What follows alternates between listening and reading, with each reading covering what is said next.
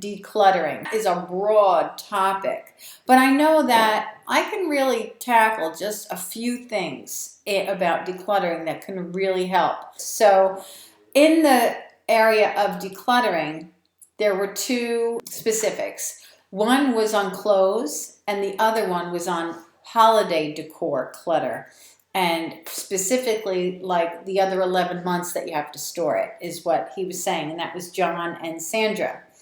So the other ones that were asked, I'll just do them for the next Facebook Live that I do and won't ask for any suggestions so that we don't get backed up on them, okay?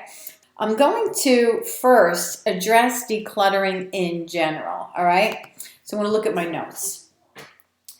Now, first thing you have to know is that having too much stuff is a problem for even the organizationally gifted people in the world, okay? Like when you're organizationally challenged, who are people that follow me generally, are people who have way too much stuff, have always been a mess, could never get it cleaned up except for if they had to, you know, like bulldoze it kind of thing, have always been late.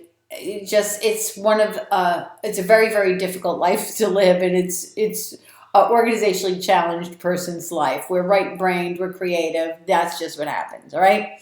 Now, for people like us, right, the organizationally challenged people, us having too much stuff generally means that, you know, we spill out of everything. If you open up a drawer, it all spills out. You might be able to get the house to look really neat and clean and stuff, but then you have to look for something and the entire house gets to be in shambles because there's so much stuff crushed inside of drawers and closets. And since we don't know where anything is because we aren't organized and we don't have specific places for things, looking for a scissor can be a disaster. Now, organizationally gifted people who live streamlined lives, have everything together, their houses are like, you know, like they look like it's staged for a sale or something. Those people, they have too much stuff too, but they know how to manage it kind of. But this is something that I've learned from minimalists. Now, I'm not saying we have to be minimalists. It's just saying that this is a really enlightening thing for us to understand. People who were really, really organized, had everything in place. The house was always ready for company to come over. They were always on time for everything. Organized people. And when they decided to become minimalists and get rid of everything they didn't love, didn't need, didn't want, didn't use, what they found out was they got happier. They didn't know they weren't happy before that. I guess they probably were happy before that, but they didn't know there were any issues in their lives. They found out that even though everything was in order, alphabetized even, on shelves in their garage, all neat and stacked and orderly and all of that, right? They found out that when they got rid of what they didn't need, didn't love, didn't use, and didn't want anymore, that life got happier for them. So if that could happen for them, what could happen for us when we're miserable because of the state of our homes, right? It's amazing what can happen. So give yourself the motivation when you feel like, I don't feel like it, I don't feel like getting rid of anything, I don't feel like doing the work, or I don't wanna. Give yourself the motivation of happy is the consequence. That ain't bad, right? Another thing about dejunking or decluttering is just take 15 minutes a day. We have a warped perception of time, us organizationally challenged people, so we think that everything takes way too long. I'll never be able to get to that. Oh, why even bother with that, right? There's such a mess to clean up or whatever, right?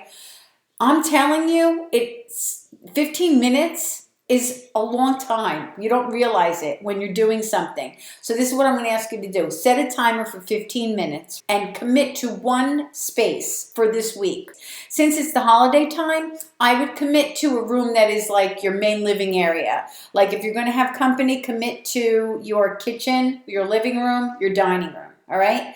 And in that area, okay, dejunk for 15 minutes a day. Okay, start on the outside because you are having company or something like that, right? If you're not having company, start on the inside, all right? Because we always should start from the inside out. But if it's the time of year when people are coming over and stuff, we don't want to give a crap about the inside. We only care about the outside right now. So start on the outside and start at, say, 12 o'clock, all right? That means that pretend the room is like a clock, and 12 o'clock might be your kitchen sink. So you're going to start there and work your way around. Set a timer for 15 minutes. I guarantee you that in 7 minutes, you're going to think that the clock broke, or you forgot to press start on your phone timer, or something isn't working. You know, you're going to be like, oh my God, I guess I probably forgot to press start. And you're going to look at the clock and it's going to be like 7 minutes in. You're like, oh my God, it's only been 7 minutes? Honestly, okay? Just keep going for 1 week, 15 minutes a day. And your criteria is, if I don't want it, if I don't need it, if I don't use it, if it's broken, I don't love it, it goes. If it's something that is garbage, throw it out. If it's something somebody else can use, then donate it, all right? That's it. And if you feel attached to something, but you don't want it, don't need it, don't use it, don't love it, or it's broken, if you feel attached to it, right? If it's something that's very sentimental, take a picture of it and throw it out. If it's something that you feel like, well, I can't get rid of this because I'm so attached to it, let it go so that your life can be enriched by whoever it is that gets that item that you donated, all right? You don't know the far-reaching, wonderful ripple effect you'll have in your life by somebody getting something that you donated that they needed and they were looking for. Because I'm telling you, whoever it is that picks up that item somewhere that you have donated and they needed it, their thoughts of joy and gratitude is going to you because you're the one that gave it. Does it matter if they know? No, it doesn't matter if they know, because it's like a spiritual thing. It's energy. So when you release that thing that you feel like I can't let go of it, feel like you're investing in joy, happiness, goodness, something great coming to you.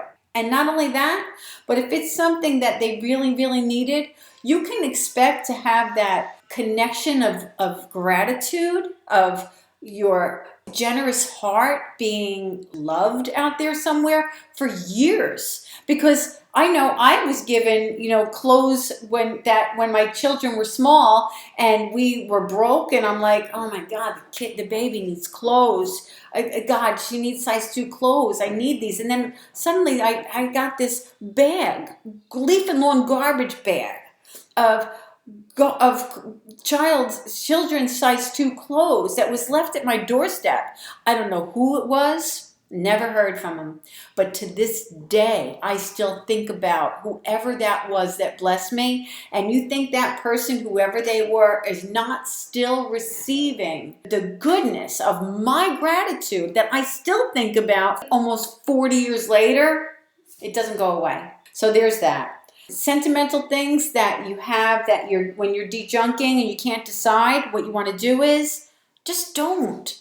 If you have a lot of stuff to get rid of, skip over the things that are sentimental for now. Wait till you get everything all cleared out and now go back to the hard stuff, okay?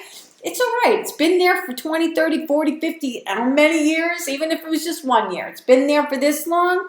It can be there a little bit longer. If it's something, though, that is causing you angst, like it's something that you're like, well, it's sentimental, but I feel so bad when I hold on to this. That's something that you really want to let go. It's self-care. It's like there's a verse in the Bible that says that we could be wounded in the spirit. So what does that mean? It means that in the flesh we look fine, playing volleyball, swimming, bike riding, going to the gym, right? Doing sit-ups, whatever the heck, right?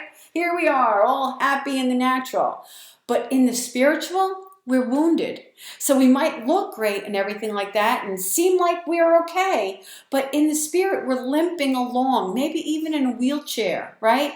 When we let go of things that are holding on to our hearts, look and see what happens to many areas of your life, okay? So there's that.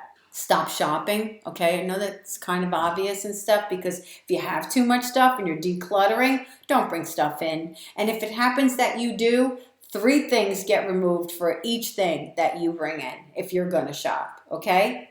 And another thing about dejunking is downtime dejunking. There's a lot of time that we've got little pockets of time that we could do something, right? You can't believe what you could even get done in just 5 minutes. So if you generally stand in front of the teapot or the water to come down in the coffee, or when the computer's booting up and you're just waiting there, right? Open up a drawer, and for that amount of time that the coffee's coming down, the teapot's going on, or the computer's booting up, dejunk a drawer for that period of time. And if you have certain shows that you watch, sit down with a drawer or that box that you shoved somewhere a long time ago, or that bag of papers that you have shoved in the back of a closet or something like that. Grab something that you could sit down while you're watching your show and mindlessly, maybe papers aren't going to be very mindlessly, but mindlessly be able to just, no, I don't want it, no, I don't want it, no, I don't need it, no, this is garbage, no, this is ripped. See what I mean? All right, so there's that. Those are the notes that I had on dejunking. When I first saw that was the only topic that somebody wanted me to talk about was dejunking. But then I got a couple of more. And so I'm going to talk about this one from Sandra D. She said, sentimental attachments to clothes, my own and those of my deceased family members, is debilitating. And then she said, by the way, I love you, Tidy Tutor. Thank you so much for that. Okay, listen to me. This is what you got to do. I say this over and over again. You put yourself on one side of the scale and you put your stuff on the other. You better weigh more. You better be more important than the things that you own. You only get one life and everything expires. Eventually, we're going to go. But that stuff, it's going to stay there, right? Is it worth it? Is it worth holding on to things that, you said the word, debilitating, that take from you rather than give to you, while your life is just going on and on and on, and you know there's so much that you don't and can't do because you're holding on to all of these things, not to mention the spiritual energy that comes from them. So you're worth it, okay? You're worth it. You have clothes that are yours that you don't love, don't need, don't use, don't fit, right? Get rid of them. Get rid of them. Give yourself the permission. It's kind of like make yourself the project. You know, we love projects. Make yourself a project. Say to yourself, you know what? I want to be happy and I want my life to change. Everybody does. Almost everybody, anyway, wants some sort of a change in life. If you want something, we got to do something different to make something happen, right? One of the first things every freaking guru out there says to do. I mean, I'm not talking about organizing people, right? I'm talking about just people that are like spiritual people, Zen people, people who are into yoga, people who are into spiritualism, even Christian people. Talk about getting rid of the excess, right? There's a verse in the Bible that talks about, that says, burning the chaff is what it talks about.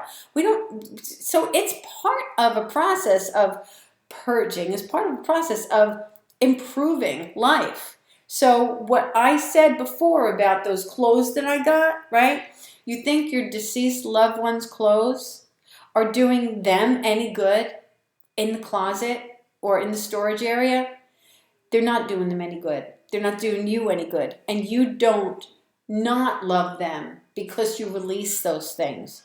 There's other people that release the things that people have owned that loved them, and they didn't love them any less than you do because you can't let go of them. So if there's guilt attached, like, well, I don't want to let go of them because it'll make me feel like I really don't love them. That's not true. It's a lie. You don't have to believe that. And then the thing that I said before about the blessings that it gives you in the future, the ripple effects of blessings. Whoever close they are, somebody needs them. Somebody, maybe it's a homeless man that just is able to finally get a place to live, and he just got a job, and so those clothes are like something that he'll be able to purchase and go to. Or maybe it's a church that gives clothes away to people, right? There's all kinds of organizations out there. I have a friend that just donated their moms, and their mom's still alive. The mom decided, she's like 94, and the mom decided that she wants to disperse of everything she has now that she doesn't need, doesn't want, doesn't use. And she has all these clothes, beautiful, beautiful clothing. And she said, you know what? Let's donate these, okay? They're classic things, right? She was a professional woman. The clothing that she had for years, they're classic clothes.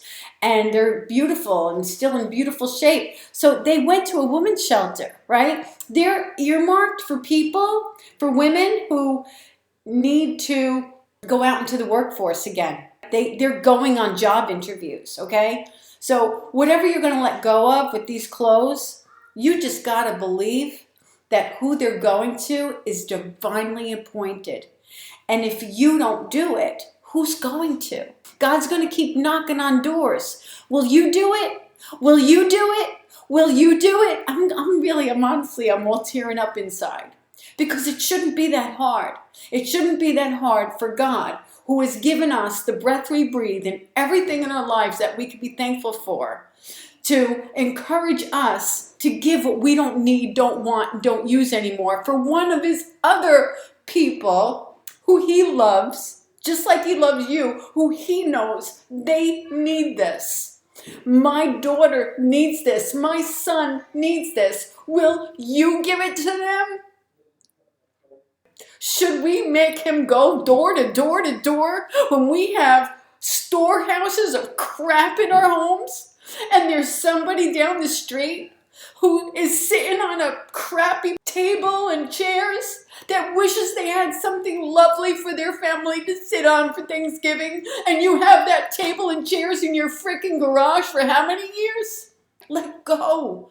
Let go, okay? All right, so there's that. So I know I really do get a little emotional.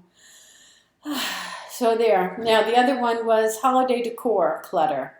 I want to decorate the house, but other 11 months storing is a problem. Now I think I kind of understand this. I think what he's saying is, this is John. I think what John's saying is that he wants to decorate the house, but other 11 months, because, it's just 1 month, I guess. Well, here's what I'm going to say, because I don't completely understand it. And if, John, if you're here and you want to put something in there, then, tell me, and I'll clarify it a little more. This is the thing with decorating the house, all right? Just do it for you and make it happy for you. There were a few years when I never even went in the attic and got anything, because my life was so kind of like chaotic and crazy at the time, moving, selling the house, all kinds of stuff, right?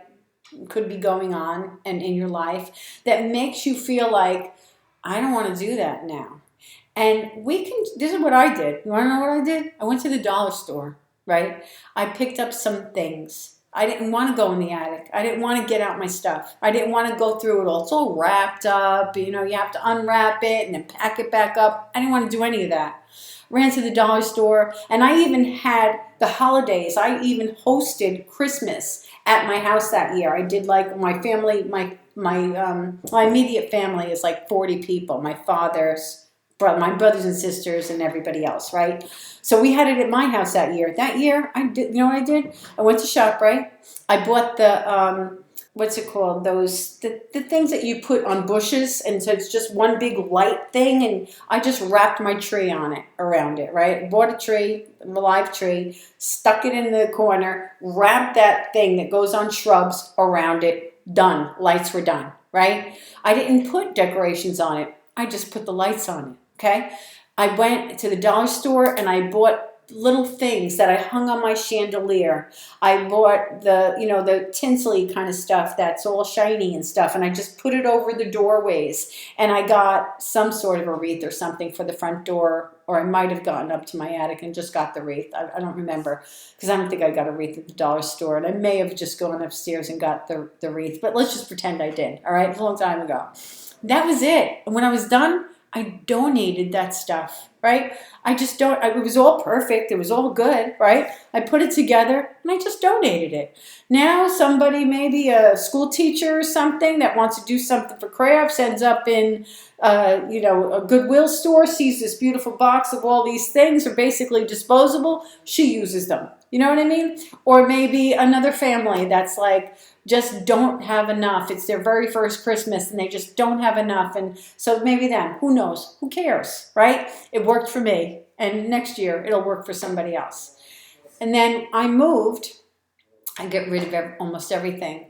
If it's making you have anxiety, don't do it. Do it minimally, right?